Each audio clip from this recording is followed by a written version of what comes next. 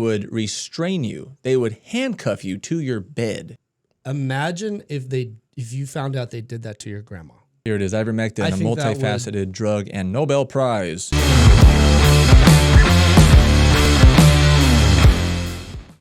Alex, I don't know if you heard about this.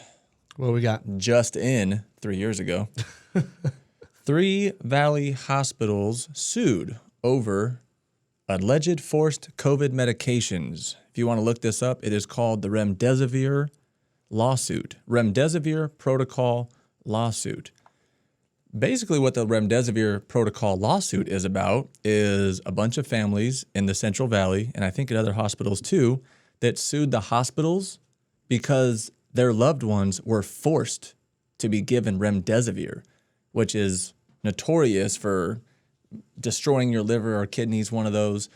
And what they did was, you couldn't go into the hospitals, right? During COVID. Somebody, essentially what would happen is, somebody goes into the hospital and they say the protocol is we give you Remdesivir. We can't offer you Ivermectin, monoclonal antibodies. We can't offer you anything else except Remdesivir. So they're given it. You go up to the 3rd floor, whatever it is, and then after 9 days, if it doesn't work, they put you on a breathing machine, which is really, really hard on your body, apparently. And so what they would do after that is, and some of these things I've been reading online, basically, once you didn't want treatment anymore, they would just like give you something to calm down. So they had like a psychologist or somebody on the floor that would sign off on it. So they pretty much drug you up. They would restrain you. They would handcuff you to your bed. And then from there, I mean, after 8-9 days, you pretty much died. And you can't, so imagine you go to the hospital, you have COVID, Remdesivir doesn't work. They have to put you on a machine to breathe. You say, I'm out of here. One lady said that her mom didn't even give consent. You know how scary that would be as a person being locked in a hospital? By yourself. By yourself, and now you're all high and loopy and you're handcuffed to your bed and you're reaching for your phone, but you can't call anyone to come get you. My mom was just at the hospital not long ago. You still can't go in. Right.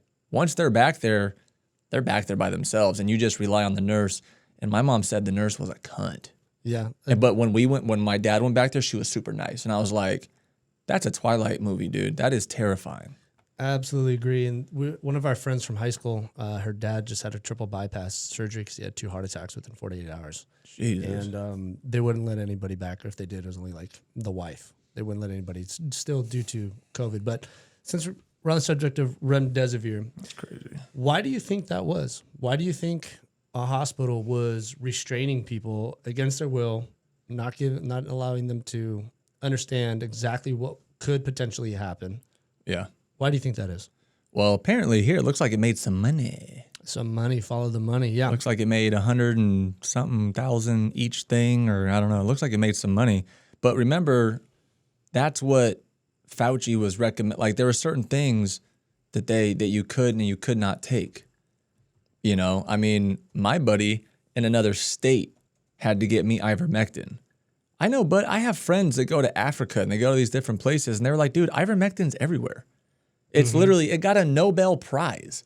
So when the news said that ivermectin was for horses, it's like, then why did Mexico use it and they opened up before we did? That's a good question.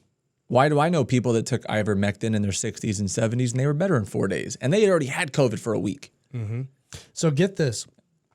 I'm going to ask a simple question for a simple answer. When did they start administering? Wasn't it around September? Yeah.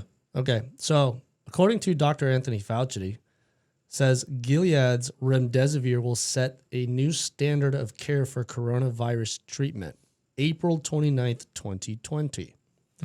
So now we have the 3 hospitals in question, which are St. Agnes Medical Center, which is one of the most reputable hospital centers that we have in the Central Valley, Community Regional Medical Center, and Clovis Community Medical Center, which I've personally been to that hospital to see the CMC quite often. Yeah. Now, what I'm reading is The hospitals administered the Remdesivir protocol, whereby they tell patients that they have COVID-19 or COVID pneumonia, and immediately the medical staff isolates the person away from the family, just as you said, and then they would get them alone in the room and tell them their only option is Remdesivir. Is this Nazi Germany? And I'm glad you brought that What up. the hell? Yeah, we'll get to, yeah. I'm glad you brought that Let's up. stay on this for a minute. Okay. Now, one of the side effects of Remdesivir is difficulty breathing. And as you stated, a psychotherapist would sedate. Difficulty breathing? Difficulty breathing. Oh my God. So now that gives them more incentive to say, oh, you definitely have COVID. You're not getting better. You need to stay here. I want to go home. And then they give you a shot to chill you out. A psychotherapist, terrifying that they just have those. So that's on the hanging article. around. I was right about that. This is on the Eline Law Firm personal injury attorney's official statement. Wow. And a psychotherapist would sedate the patients to help combat the side effects. Yeah. Once sedated, the hospital patients would not struggle against the BiPAP machine, which is a type of ventilator used to treat chronic conditions like acute respiratory distress system. So they would give you a drug. So they'd sedate you, give you a drug that would cause you to breathe more difficulty, and then they'd be allowed to put you on a ventilator. The lawsuit states that once the patients received Remdesivir, it takes only about 9 days for the quote-unquote protocol patient Oh, I found it right here. to die. There you go. Hospitals that followed the Remdesivir protocol, which Anthony Fauci endorsed, were to receive financial incentives at each step. Now, obviously, these clients a few of them did not give consent. They did not know what could potentially happen, the risks, which outweighed the reward. Mm-hmm. That's just two of what we would call the Nuremberg Code. Now, for those of you that are not familiar with the Nuremberg, Wait, hold on. Let me cut you off real quick because I want to show What'd you you this. find? What'd you Before we find? get into Nuremberg, because I know where you're gonna go with that. Check this out. So 2020 in September, this is when all the lawsuits come up for the Remdesivir protocol, right? Mm-hmm. So the Remdesivir protocol, September 2020, you go to the hospital, you go upstairs, they put you on some Remdesivir, doesn't work. They hook you up to a ventilator, which people are like, that's the worst thing in the world to get put on. And then if you don't chill, they shoot you with a little IV, they chill you out, strap you to your bed, and then you die anyway. Well, check this out. So Remdesivir, here's the lawsuit for the one in the Central Valley too. The medication killed 14 Fresno area patients. Yeah, we have filed lawsuits against 3 hospitals who have murdered 14 people using Remdesivir protocol. Well, check this out. This is September, right? Mm-hmm. You want to see something even crazier? NBC News. November of 2022, Remdesivir shouldn't be used on hospitalized COVID-19 patient. Who advises? Are you kidding me? So you give me the Remdesivir treatment, I die a slow, horrible, scared death Isolated. by myself. Over the age of 65, which the whole COVID-19 or the COVID thing was in 2020 was to protect the elderly. Yeah. And then after that, NBC comes out, or the World Health Organization says, oh, by the way, we're not going to do that anymore. Bro, you already tormented my family. Forever. Oh my God. You just made that family statistic in the most wrongful way. Not only that, let's go ahead and add to that. The NIH, which is the National Institutes of Health, backs the use of Remdesivir. It also stated that the FDA approved Remdesivir, the only drug for COVID-19 treatment. Dude, what the hell? So I always ask, why couldn't we use Ivermectin? Because it makes no money. Ivermectin is like 2 cents a pill. Mm-hmm. No one makes money off of that. So because you just brought up the money, the uniformed consent lawsuit claims the FDA approved an emergency use authorization for Remdesivir, once again, and only Remdesivir, after receiving recommendations from the National Institute of Health, NIH, panel, which included, before I state this, guess how many members of that panel were tied to Gilead Sciences. Gilead Sciences is the manufacturer of Remdesivir. I don't want to know. 9. Jesus. 9 members with financial ties to Gilead Sciences. Wow. Those guys cashed out, didn't they? And here's the thing. I totally understand, right in the very beginning, because we're young and healthy, when you see somebody in their car wearing a mask, you think it's kind of funny. But then one night I was like, you know what? If people want to wear a mask or if they want me to pull my mask up in a restaurant, whatever it was, in the beginning, right? I was like, okay, because you're probably terrified. I'm young, I'm healthy. I had COVID. I got it pretty bad. I was bad for about a month. 2 weeks, pretty bad. I just had the shakes and I was popping 5 Advils every 4 hours. It was a weird body feeling. Yeah. It's like your body didn't accept the sickness. Normally when you're sick, because I had it Christmas 2021. Yeah. I had it, and I could just feel like there's something in my body that's like moving around that doesn't belong. My body, like when you're sick, you're like, oh, my whole body's sick. I was like, okay, it's in here, it's there, it's like moved around.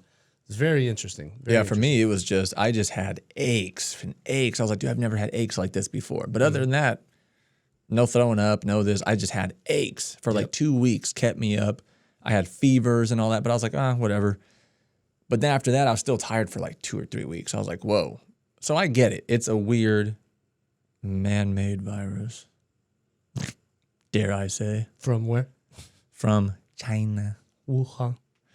That I think we had a part of because we funded all that. Anyway. Yeah. And they got in trouble in the past. And I remember when Obama was like, we need to shut that place down. And we didn't. Yeah. So anyway. The technical term for the funding is gain of function. Thank you, Alex. It is gain of function. Gain of function, which Fauci was put on trial for, and he did not. Sir, with all due respect, I think your accusations are incorrect. Yeah, which, I mean, there's literally photos of him and Obama at that. Yeah. You know what I mean? So, I mean, I get it. Everyone's terrified. I started respecting people more. I was like, you know what? You want me to wear a mask? You want me to pull it up? I get it. Everyone's scared. Nobody understands, but also those people need to realize there's a whole nother side of the coin. You're going to kill somebody. You're going to this. There's treatments, right? Fresno was giving out free monoclonal antibody treatment, which they use for cancer. It's a kick-ass drug. Basically, monoclonal antibodies I think it's usually used intravenously, and it's just these kick-ass antioxidants, I guess. I don't know all the details on it, but I know people in Florida was giving it out for free. They were like, listen, we're not going to spend billions of dollars on a vaccine that we don't know that 100% works, but we have monoclonal antibodies. People from LA and New York were flying to Florida to get this shit for free because they were like, that's how I know somebody whose dad has some kind of brain cancer. They give him that stuff. That's how powerful monoclonal antibodies are. Well, guess what? That wasn't on the list.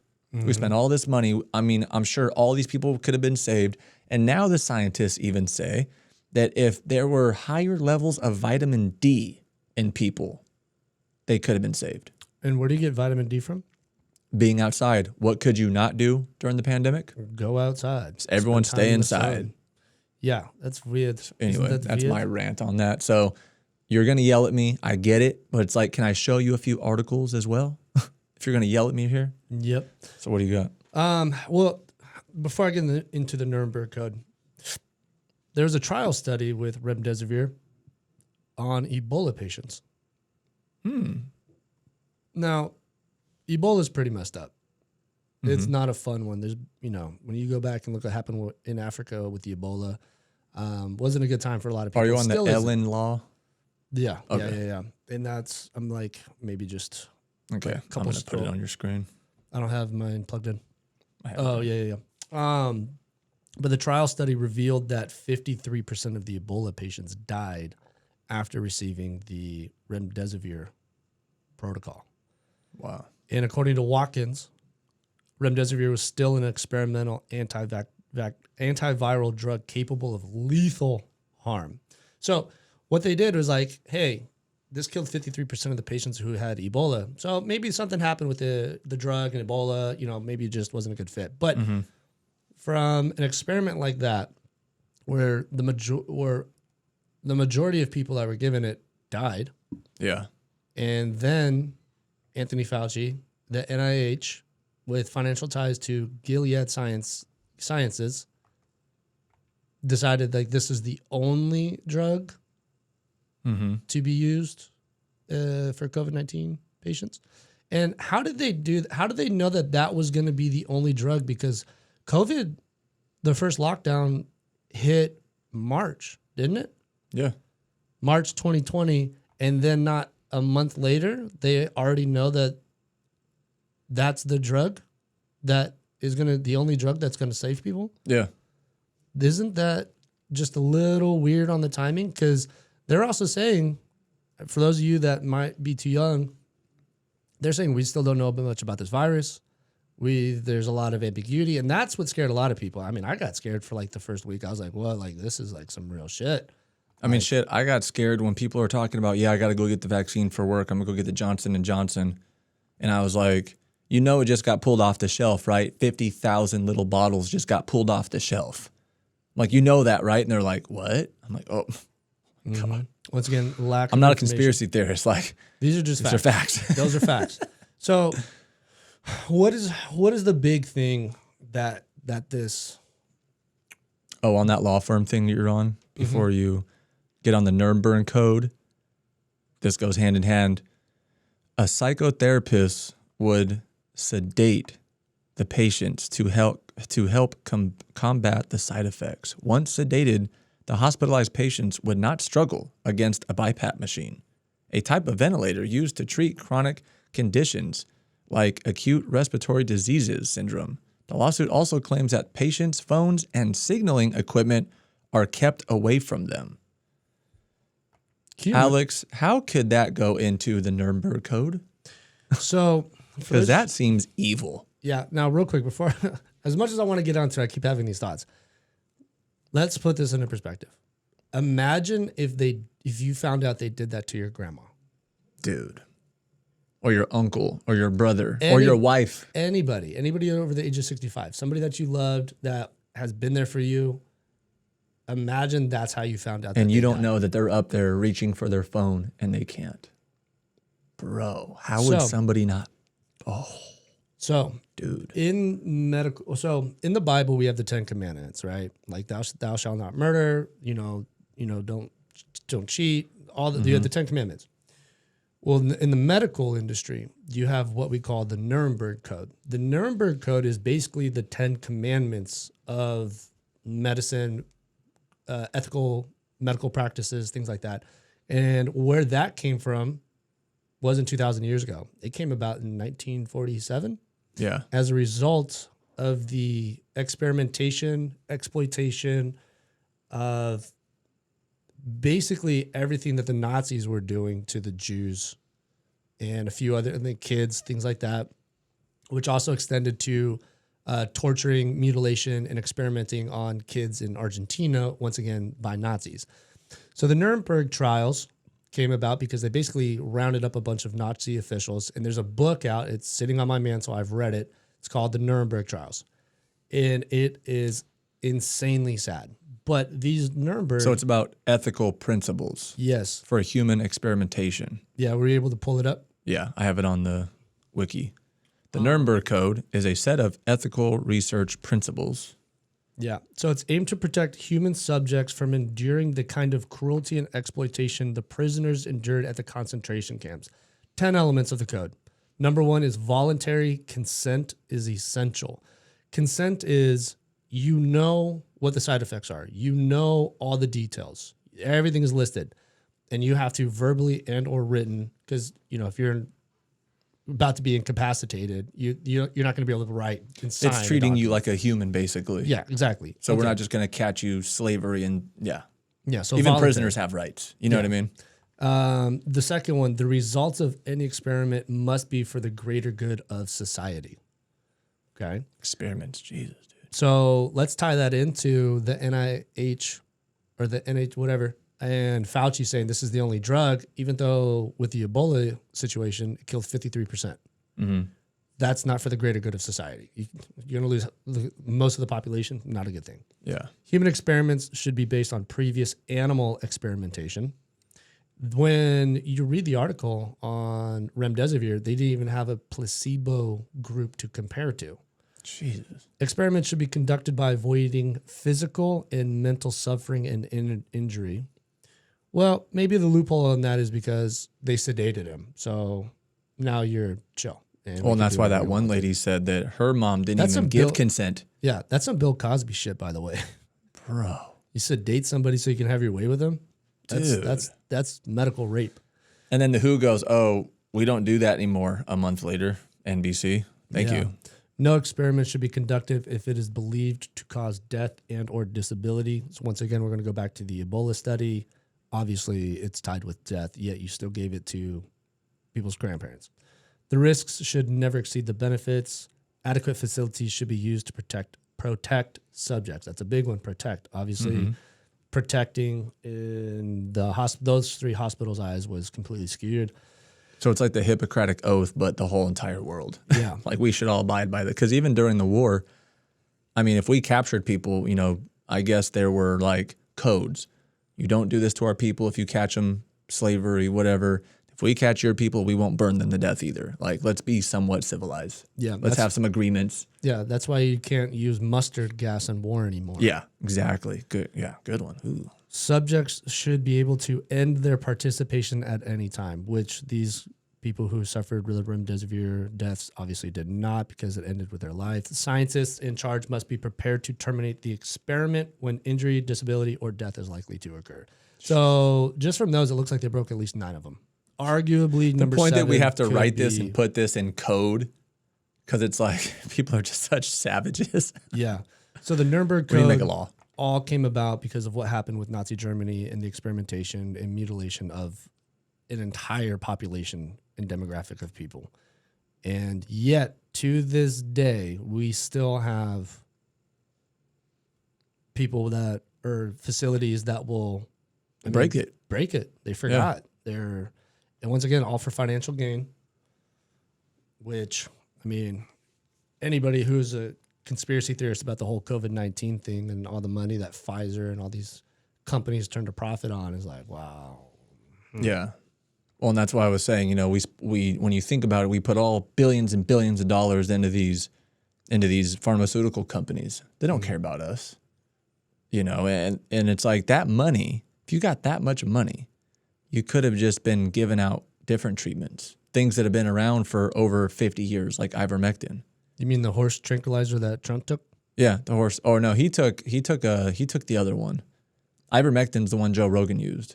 And my friends that are nurse practitioners that were able to order it for us, my family, they're not even in California. Like you got to be in another state to order that stuff because California. So I went to go pick it up, right?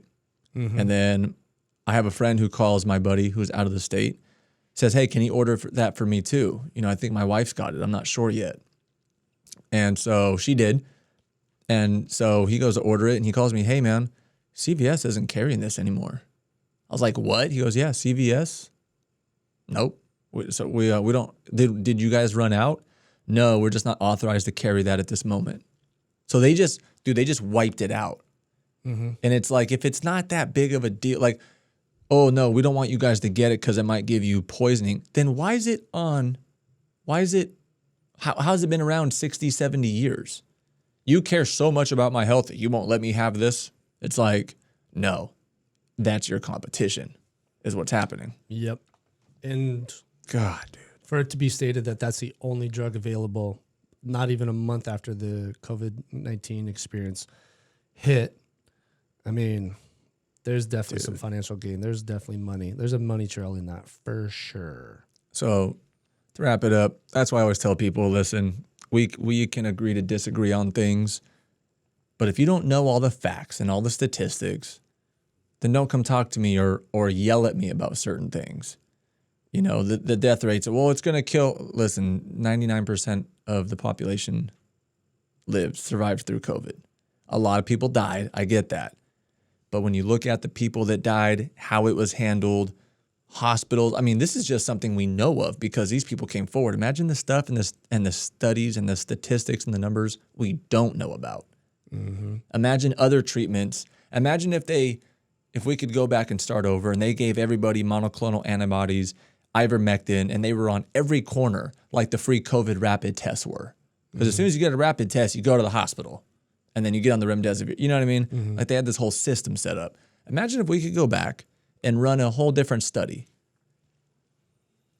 I mean, should we have all really been that scared and shut down the economy and, 50% of businesses are gone? It's just, dude. Well, I think that's the result of poor guiding leadership and options available. So when we look back, you can't change the past, but what you could do is you can learn from it. So maybe in the future, you have facilities, hospitals, or clinics, and it's put out to the public of, guys, this is what's going on.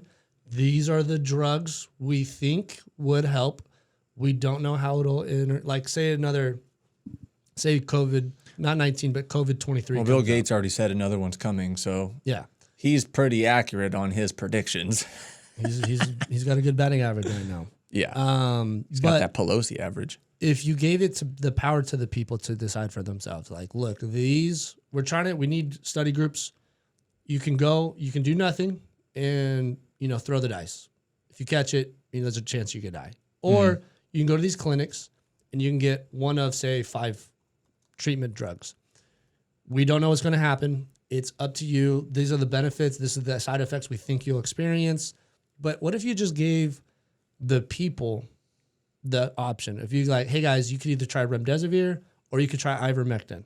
And then you calculate that over a period of time and you let everybody know this is experimental. They didn't even want to mess with it, dude. Yeah, but you give people the option, right? Here it is, Ivermectin, a multifaceted drug and Nobel Prize. Don't use it for COVID. God, dude. All right, well, I'm bummed out, so let's wrap this up. Yes. Like and subscribe. We'll see you on the next one. I'm out. Peace.